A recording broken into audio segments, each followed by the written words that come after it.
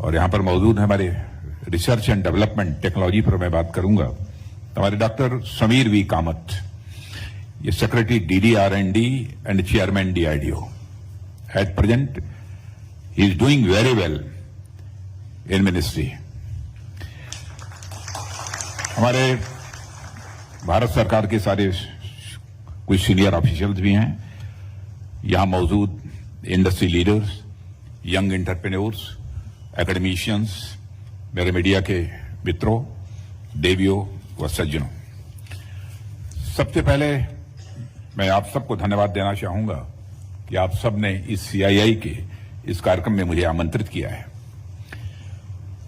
Confederation of Indian industry पिछले approximately 125 years में, इतने वर्षों से अधिक समय हो गए, इंडियन इंडस्ट्री का यह प्रतिनिधित्व कर रही है। CII की शानदार जर्नी के लिए मैं आप सभी को अपनी तरफ से बार बार मैं बधाई देता हूं। और मैं इस एनुअल सेशन की थीम देख रहा था, future frontiers, competitiveness, technology, sustainability and internationalisation. यानी आपने अपने फ्यूचर फ्रंटियर्स में कॉम्पिटिटिवनेस, टेक्नोलॉजी, सस्टेनेबिलिटी और इंटरनेशनलाइजेशन की बात रखी है। आज मैं अपने सामने इंडस्ट्रियल सेक्टर के कई चेहरे मैं बैठे बैठे यहां से देख रहा था, इसलिए यह मेरे लिए एक अच्छा अवसर है कि मैं आप सबके सामने अपने फ्यूचर फ्रंटियर यानी भारत को एक टेक्नोलॉजिकल सुपर पावर बनाने की दिशा में हो रही प्रोग्रेस के संबंध में कुछ बातें आप सबके सामने यहां मैं रखूं। साथियों, जैसा कि हम सभी अच्छी तरह जानते हैं कि change is the only constant. Change is the only constant. परिवर्तन तो वैसे अनादिकाल से, लंबे समय से चला आ रहा है, पर अभी जो खास बात हो रही है वह यह है कि परिवर्तन की गति में बड़ी तेजी अब आ गई है। अब जब सब कुछ तेजी से बदल रहा है तो भला टेक्नोलॉजी के क्षेत्र में यह परिवर्तन क्यों नहीं होगा। टेक्नोलॉजी की दुनिया तो और भी तेजी से बदलती जा रही है और यह आज के युग की ग्राउंड रियलिटी है। और यह रियलिटी जहां एक और हमारे सामने चैलेंजेस प्रस्तुत करती है कि हम टेक्नोलॉजी की रेस में कहीं पीछे न रह जाएं, वहीं हमें एक अपॉर्चुनिटी भी यह देती है कि हम इस क्षेत्र में कुछ नया हासिल करके अपने समाज और राष्ट्र को प्रगति की नई राहों की ओर आगे ले चलें। साथियों, अगर हमें अपने इस लक्ष्य को पूरा करना है तो इसका सिर्फ एक ही रास्ता है, रिसर्च एंड डेवलपमेंट। और आज के समय में cutting edge research and development किसी भी राष्ट्र के विकास के लिए कितनी आवश्यक है, इस बताने की जरूरत नहीं है, इसे आप सभी लोग भली भांति परिचित हैं। R&D हमारे लिए एक नया डायमेंशन खोलता है। आप लोगों ने अल्बर्ट आइंस्टीन की एक फेमस कोट निश्चित रूप से पढ़ी होगी, नहीं पढ़ी होगी तो सुनी जरूर होगी कि insanity is doing the same thing. Insanity is doing the same thing over and over and expecting different results. यानी किसी काम को हम बार बार करें, उसी तरीके से करें और ये सोचें कि रिजल्ट कुछ नया और बेहतर आएगा, तो इनसैनिटी का इससे बड़ा उदाहरण और कोई दूसरा नहीं हो सकता है। और हम अब तक जो भी करते आए हैं, आगे भी वही करते रहेंगे, तो हमें आगे भी वही मिलेगा जो अब तक मिलता आया है। इसलिए बदलती दुनिया और समय के लिहाज से यह आवश्यक है कि हम अपने लक्ष्य बदलें, नए लक्ष्य निर्धारित करें और नए लक्ष्य के लिए हमको नया काम करना पड़ेगा। और काम नया करना है तो जाहिर है कि उसका तरीका भी नया ही होना चाहिए, पुराने तरीकों से काम नहीं चलेगा। सामान्य भाषा में इसे ही हम रिसर्च एंड डेवलपमेंट का बेस मानते हैं। साथियों, ह्यूमन सिविलाइजेशन आज अपने जिस पड़ाव पर है और इसने जिन बुलंदियों को टच किया है, उसमें मैं रिसर्च एंड डेवलपमेंट का स्थान सबसे प्रमुख मानता हूं। Major contribution research and development का मानता हूं।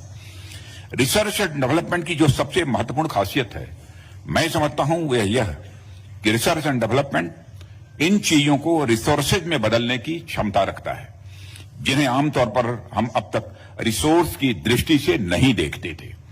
उदाहरण के लिए पानी तो नदियों में सदियों से बहता चला आ रहा है। शुरुआत में मानव ने जब पानी से सिंचाई कर फूड ग्रेन पैदा करना सीखा होगा तो इसे पानी के यूटिलाइजेशन की ओर एक बड़ा कदम समझा गया होगा उस समय की बहुत बड़ा कदम है पानी की यूटिलाइजेशन की दृष्टि से। वाकई में यह बड़ा कदम था भी, पर आज तो मानव इस दिशा में क्रांतिकारी प्रगति करते हुए पानी से इलेक्ट्रिकल एनर्जी प्राप्त करना भी सीख गया है। यह सब रिसर्च एंड डेवलपमेंट की ही देन है जो मानव जीवन को बदलने की क्षमता रखती है। इसी तरह के एक नहीं अनेक उदाहरण हैं जो हमें बताते हैं कि मानव की प्रगति में रिसर्च एंड इनोवेशन का योगदान विशेष है, उसकी एक अहमियत है। मानव प्रगति के इतिहास हमें यह बताते हैं कि रिसर्च एंड डेवलपमेंट के माध्यम से मनुष्य ऐसी कौन सी सिद्धि है जो हासिल नहीं कर सकता है, ऐसी कौन सी ऐसी चीज है जिसे एक रिसोर्स के रूप में इस्तेमाल नहीं कर सकता है। हमारे यहां कहा भी गया है अमंत्रम अक्षरम नास्ति, अमंत्रम अक्षरम नास्ति, नास्ति मूलम नौषधम, अयोग्य पुरुषः नास्ति, योजकस्तत्र दुर्लभ। अर्थात ऐसा कोई अक्षर, ऐसा कोई लेटर यानी अल्फाबेट नहीं जो अपने आप में मंत्र न हो, ऐसा कोई पेड़ पौधा नहीं जिसकी औषधि यानी दवा न बनाई जा सके, और इसी प्रकार ऐसा कोई व्यक्ति नहीं जो अयोग्य हो, इनकैपेबल हो। यानी हर व्यक्ति में कोई न कोई गुण होता है जिसे यथास्थान प्रयोग में लाया जा सकता है। कहने का मतलब यह है कि सृष्टि की समस्त वस्तुओं में कोई न कोई गुण जरूर होता है।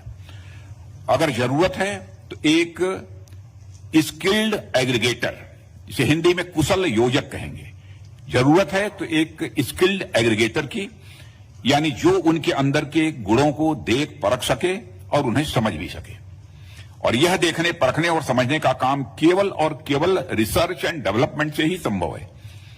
टेक्नोलॉजी हमारे पास जो अवेलेबल रिसोर्सेज हैं उनके यूटिलाइजेशन को बेहतर बनाती है। मैं इसे दूसरी तरह से कहूं तो टेक्नोलॉजी हमारे लिए फोर्स मल्टीप्लायर का काम करती है। साथियों, फोर्स मल्टीप्लायर का एक और महत्वपूर्ण उदाहरण मुझे यहां पर याद आ रहा है।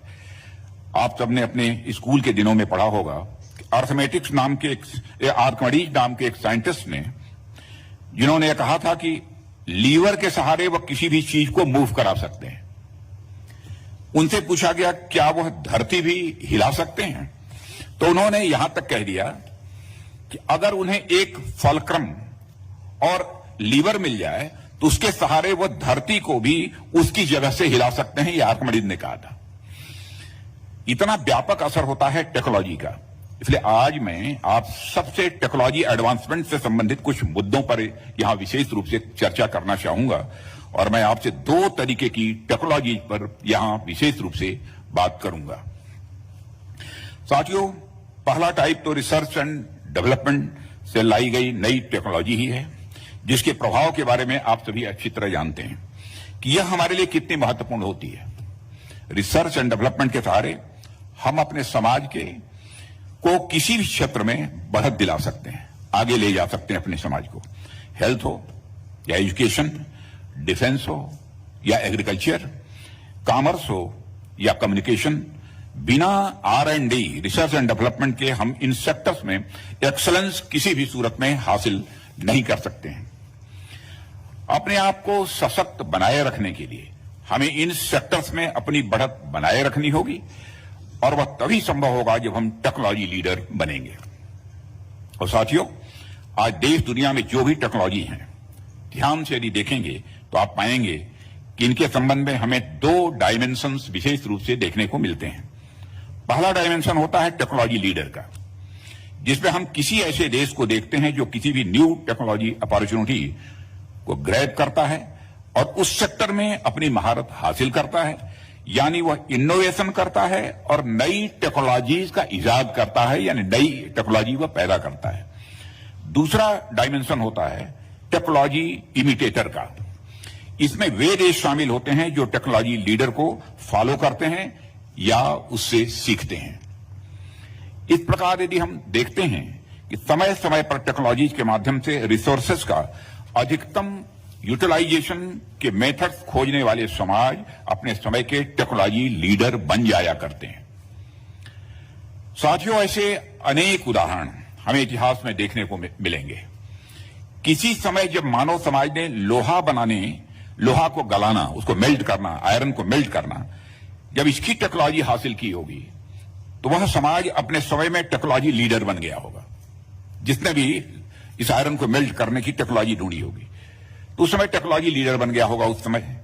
और हमने प्राचीन काल में देखा है कि गंगा नदी के किनारे जो रिसोर्सेस थे उनका यूटिलाइजेशन करके मगध कितना शक्तिशाली राज्य बन गया था। जब इंडस्ट्रियल रिवॉल्यूशन का समय आया तो हमने वह समय देखा जब ब्रिटेन जैसी कंट्री ने स्टीम इंजन का आविष्कार किया।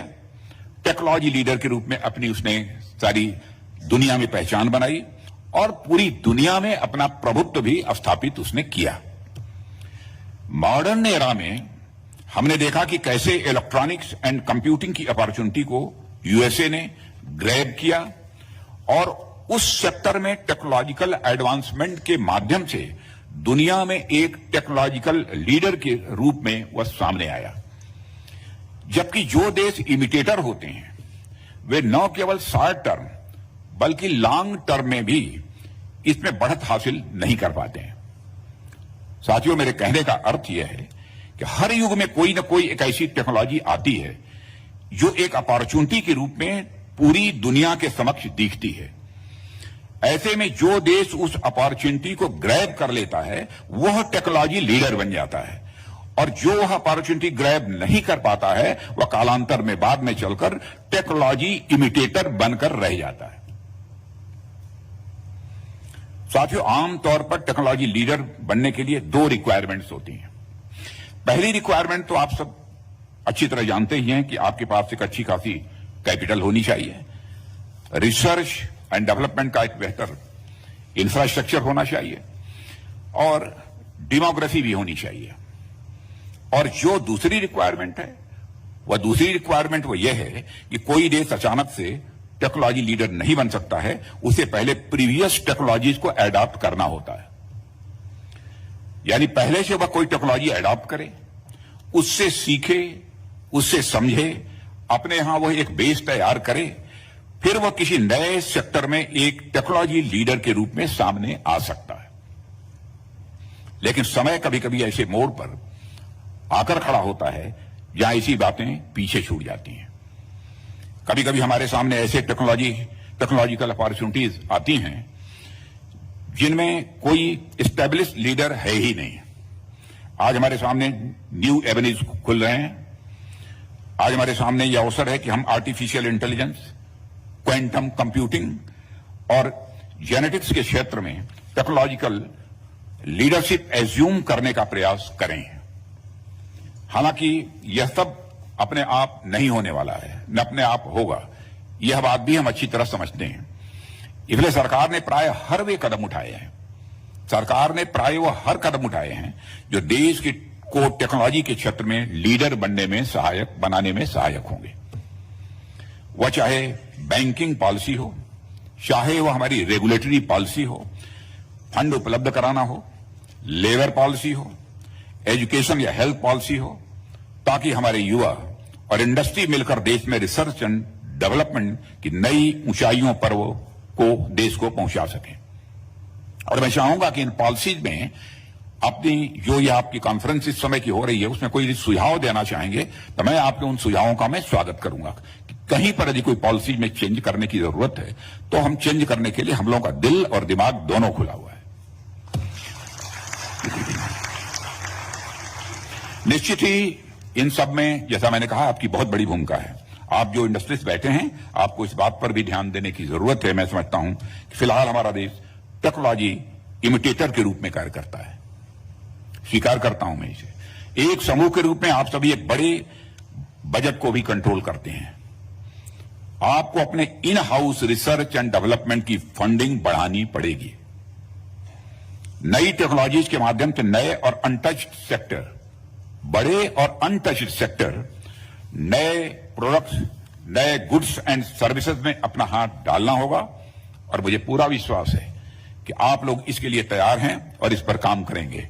आप कहेंगे आप कैसे विश्वास हो गया? आपके चेहरे को देखकर मुझे लगता है मैं पूरी तरह से काम।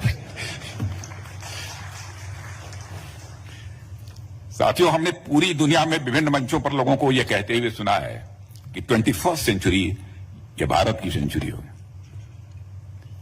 और ऐसे ही नहीं कहा है, हौसला अफजाई के लिए, मॉरल बूस्टिंग के लिए नहीं कहा है, यह हकीकत है। और केवल हम नहीं मानते, अब तो दुनिया भी मानने लगी है। 21st सेंचुरी दुनिया किसी कंट्री की है तो भारत की। अभी हमारे प्राइम मिनिस्टर गए थे दुनिया के देशों में, आपने देखा होगा इंटरनेशनल कम्युनिटी ने कैसे रिस्पॉन्ड किया है। यहां उसे दोहराने की कोई जरूरत नहीं है, यह कोई छोटी बात नहीं है। इसमें सबका कंट्रीब्यूशन, आप सबका भी कंट्रीब्यूशन है, आप सबका भी कंट्रीब्यूशन। लेकिन साथियों, मेरा विश्वास करिए कि यदि हम इन क्षेत्रों में टेक्नोलॉजी लीडरशिप को एज्यूम कर पाए तो केवल 21st सेंचुरी ही नहीं बल्कि आने वाली सदी में भारत की सदी होगी, आने वाली भी। और यह सब बातें तो मैंने टेक्नोलॉजी के पहले डायमेंशन पर की है, जिससे प्रायः आप लोगों में से अधिकांश लोग परिचित होंगे। अब मैं आपसे टेक्नोलॉजी के दूसरे डायमेंशन की यहां पर चर्चा करना चाहूंगा, जो हमारी सोसाइटी और इकोनॉमी से संबंधित है। आप लोग अगर मुझे अलाउ करें तो मैं उसे सोशियो इकोनॉमिक टेक्नोलॉजी का नाम देना चाहूंगा। मैं उस पर चर्चा करूंगा, जिसे आमतौर पर गवर्नेंस कहा जाता है। आप सब में से अधिकांश लोगों ने 70 और 80 के डिकेड्स में होश संभाला होगा, अधिकांश लोगों ने। हो सकता है कुछ इसमें उसके पहले के भी हों। इसलिए आप लोगों को अच्छी तरह पता होगा कि उस समय पॉपुलेशन को एक लायबिलिटी के रूप में देखा जाता था। और उस समय नहीं, मैं तो आज के कुछ वर्षों पहले भी बता रहा हूं, पॉपुलेशन को एक लायबिलिटी के रूप में देखा जाता था, आज के 10-20 साल पहले भी। उस समय माल्थस की एक थियरी भी बड़ी पॉपुलर हुई थी, आप लोगों में से कुछ लोग जानते हैं। और उन्होंने यह भी कहा था कि बढ़ती हुई जनसंख्या अराजकता को, अनार्की को जन्म देगी, यह कहा था।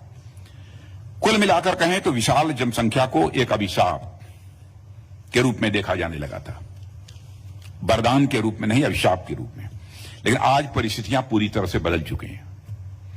दुनिया की सबसे पॉपुलस कंट्री भारत में आज पॉपुलेशन को एक लायबिलिटी नहीं बल्कि एक एसेट के रूप में देखा जा सकता है।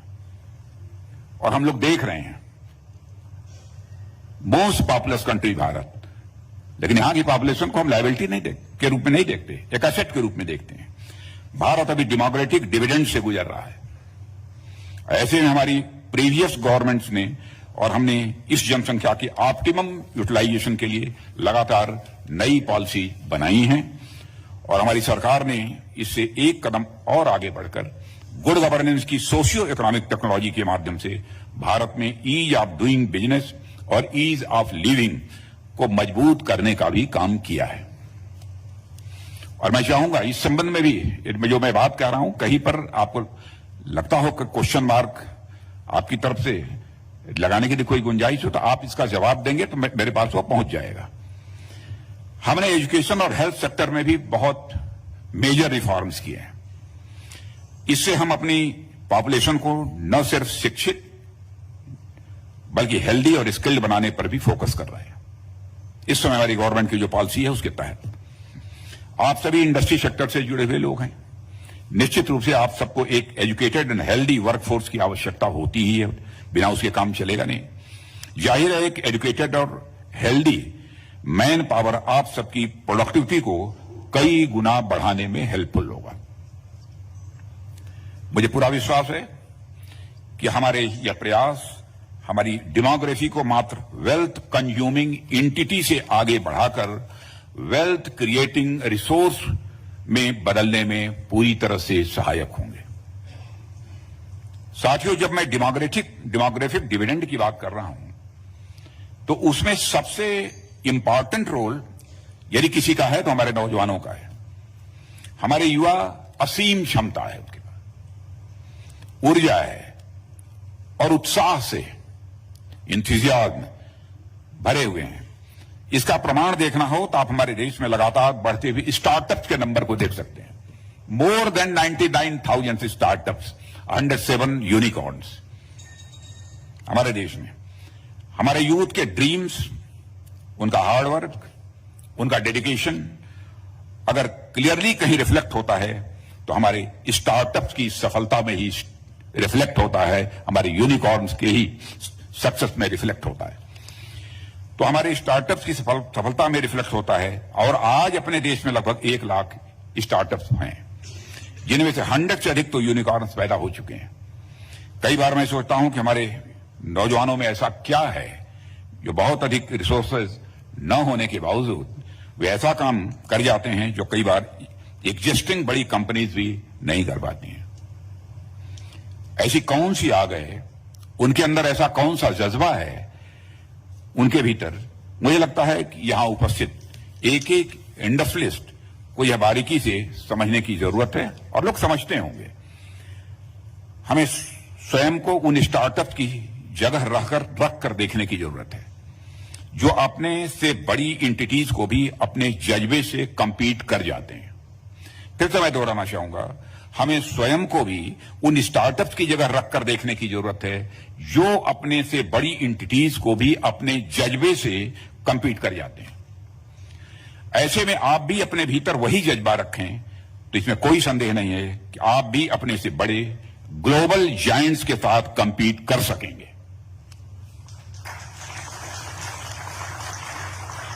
और साथियों, ग्लोबल जायंट्स और हमारी डोमेस्टिक इंडस्ट्री के संदर्भ में मैं एक और मॉडल की चर्चा यहां करते हुए मैं अपनी बात को समाप्त करूंगा, और वह मॉडल है technology incumbent challenger model. Technology incumbent challenger model, आसान भाषा में यदि मैं कहूं तो टेक्नोलॉजी इनकम्बेंट को यदि कोई चैलेंज करता है तो उसके कंपैरिजन में दूसरा यदि कोई नई टेक्नोलॉजीज का इजाद करता है, नई टेक्नोलॉजी यदि पैदा करता है, तो टेक्नोलॉजी चैलेंजर को सफलता मिलने की संभावना कई बार अधिक हो जाती है। इसका क्या कारण हो सकता है, हम इसे देखते हैं। उदाहरण के लिए, कोई इनकम्बेंट टेक्नोलॉजी है, कोई इनकम्बेंट टेक्नोलॉजी है और उस टेक्नोलॉजी से उसके ओनर को 100 रुपए का फायदा हो रहा है। अब नई टेक्नोलॉजी इनोवेट करने का खर्च मानिए कि 150 रुपये है और उससे आमदनी 200 रुपए की होनी है, यानी फायदा केवल 50 रुपए का है।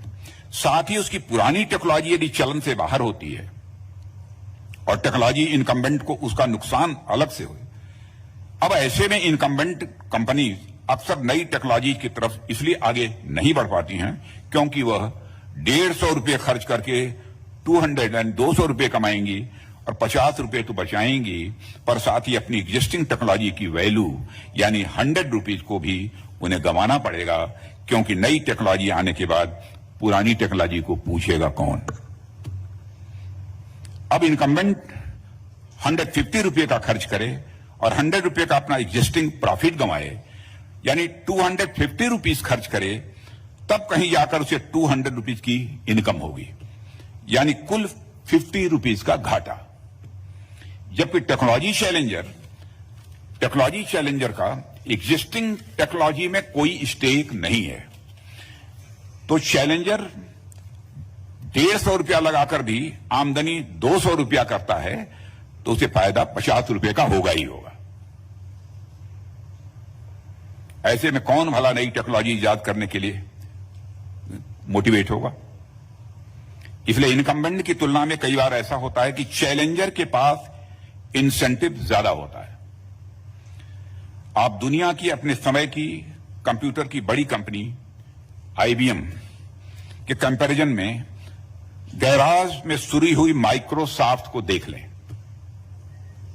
क्यों ऐसा होता है कि टेक्नोलॉजी के सेक्टर में नई कंपनी अक्सर हाथ मार ले जाती हैं, जबकि पुरानी कंपनीज के पास रिसोर्सेज अधिक होते हैं, उसके बावजूद उनको कामयाबी मिलती है। इसके पीछे कारण तो अनेक होते हैं, पर एक प्रमुख कारण यह भी होता है जिसकी मैंने अभी चर्चा आप लोगों के सामने की, यानी टेक्नोलॉजी इनकम्बेंट चैलेंजर मॉडल, जिसमें टेक्नोलॉजी चैलेंजर को नई टेक्नोलॉजी इजाद करने का अधिक इंसेंटिव होता है। हो सकता है कि ग्लोबल जायंट्स अपनी सुपीरियर टेक्नोलॉजी के कारण टेक्नोलॉजी इनकम्बेंट हों, पर हमारी इंडस्ट्री जो अपेक्षाकृत छोटी हैं वह टेक्नोलॉजी चैलेंजर हैं, उसके पास नई टेक्नोलॉजी इजाद करने का अधिक इंसेंटिव होगा। ऐसे में मैं आप लोगों से यह कहना चाहूंगा कि हमें चैलेंजर की दृष्टि से नई अपॉर्चुनिटीज का लाभ उठाना चाहिए। मुझे पूरा विश्वास है कि सीआईआई और उसके साथ जुड़ी सभी इंडस्ट्रीज इस दिशा में भारत सरकार के साथ कदम से कदम मिलाकर आगे बढ़ेंगी, और मैं आपको यह विश्वास दिलाना चाहूंगा कि भारत को टेक्नोलॉजी एडवांस बनाने की दिशा में अगर आप एक कदम आगे बढ़ते हैं तो सरकार 10 कदम आगे बढ़ने को तैयार है। इसलिए अपने को सशक्त करने की ओर आगे कदम बढ़ाने का सही वक्त अब यही है।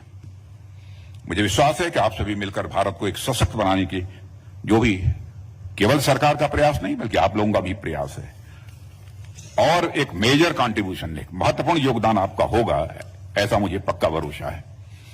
इस अवसर पर इस तरह कुछ न कहते हुए मैं एक बार पुनः आप सबके प्रति आभार व्यक्त करना चाहता हूं कि आपने इस फोरम पर मुझे अपने विचार व्यक्त करने के लिए आमंत्रित किया है, लेकिन जो बातें यहां लिखी हैं बहुत सोच समझकर, नाप तोल कर लिखी हैं, पढ़ी हैं, और मैं आपसे जरूर यह चाहूंगा कि यदि बैठें आप यहां पर, यदि आप ब्रेन स्टॉर्मिंग आप करें तो कुछ न कुछ मुझे आप सुझाव यदि देंगे तो यकीन रखिएगा उन सुझावों पर मैं अमल करूंगा, उसे मैं लागू करने की अपनी तरफ से भरपूर कोशिश करूंगा।